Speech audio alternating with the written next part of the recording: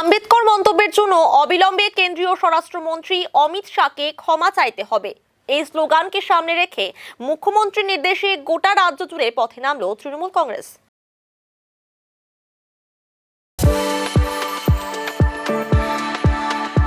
We are the dreamers, the achievers, and the leaders. Come, join us today. প্রসঙ্গত, গত 17 December রাজ্যসভায় doctor B.R.. আম্বেদকরকে নিয়ে অমিত শাহের মন্তব্যের জেরে জোর বিতর্ক তৈরি হয়। তার এই মন্তব্যের বিরোধিতায় সরব হন অনেকেই। এবারে পথে নামল তৃণমূল কংগ্রেস। রাজ্যের বিভিন্ন জায়গার পাশাপাশি শিলিগুড়িতেও তৃণমূল কংগ্রেসের পক্ষ থেকে ধিক্কার মিছিল বের করা হয়। শিলিগুড়ির বাঘাযতীন পার্ক থেকে মিছিল শুরু হয়ে শহরের বিভিন্ন পথ পরিক্রমা করে মহাত্মা গান্ধী মোড়ে গিয়ে শেষ হয়। মিছিলে উপস্থিত ছিলেন মেয়র গৌতম দেব, দার্জিলিং জেলা তৃণমূল কংগ্রেসের সভানেত্রী পাপিয়া ঘোষ সহ তৃণমূল কংগ্রেসের অন্যান্য কর্মী সমর্থকরা। আমরা জানি বিজেপি এবং বিজেপি সরকার প্রতিনিয়ত যেভাবে ভারতবর্ষের সংবিধানকে ভূলুণ্ঠিত করছে, ক্ষতবিক্ষত করছে, তার চরম সীমায় আজকে পৌঁছে গেছে।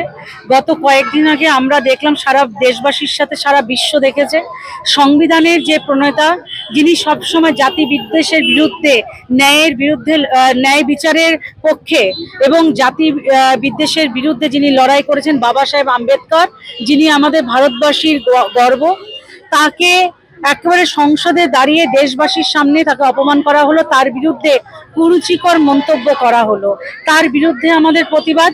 মমতা বন্দ্যোপাধ্যায়ের নেতৃত্বে সারা পশ্চিমবাংলার সাথে সাথে দার্জিলিং জেলার সমতলে শহর গ্রাম মিলিয়ে 10টি ব্লকে আজকে আমাদের এই প্রতিবাদ মিছিল। আমরা একটাই চাওয়া, এই মিছিল থেকে আমাদের একটাই চাওয়া যে অবিলম্বে দেশবাসীর কাছে স্বরাষ্ট্রমন্ত্রী অমিত শাহকে ক্ষমা চাইতে হবে।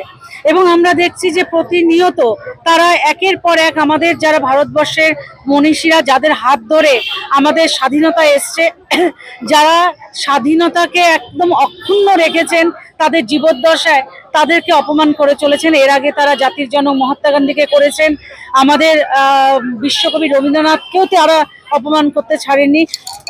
আজকে সংবিধানের প্রণেতা বাবা সাহেব আম্বেদকর, তাকেও তারা অপমান করছেন। এর বিরুদ্ধে আমাদের প্রতিবাদ, কারণ বিজেপি যা করছে তার বিরুদ্ধে আমাদের মনে হয় শুধু তৃণমূল কংগ্রেস নয়, ধর্ম বর্ণ দল নির্বিশেষে প্রত্যেকটা ভারতবাসীকে আজকে রাস্তায় নামতে হবে। এক সময় আমাদের 2টো থেকে 3টের মধ্যে আমাদের মিছিলটা বের হবে এবং প্রত্যেকটা ব্লকেই আমাদের এই মিছিলটা হবে।